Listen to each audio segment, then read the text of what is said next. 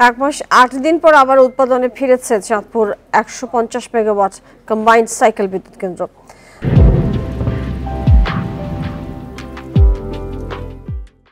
মেরামত শেষে সোমবার মধ্যরাত থেকে বিদ্যুৎ উৎপাদন শুরু হয়, তবে গ্যাস সংকটে পুরো সক্ষমতা ব্যবহার করতে পারছে না। বর্তমানে ৫০ মেগাওয়াট উৎপাদনে যেতে সক্ষম হয়েছে। মঙ্গলবার সকালে এসব তথ্য জানান কেন্দ্রের ব্যবস্থাপক নুরুল আফসার। তিনি আরও বলেন, গ্যাস সংকট কেটে গেলে পুরো দমে উৎপাদনে আসবে কেন্দ্রটি। উৎপাদিত ৫০ মেগাওয়াট বিদ্যুৎ জাতীয় গ্রিডে যুক্ত হচ্ছে। গত ৫ এপ্রিল জেনারেটরের বেয়ারিংয়ে ওয়েল লিকেজ থেকে অগ্নিকাণ্ডে বিদ্যুৎ কেন্দ্রটির উৎপাদন বন্ধ হয়ে যায়।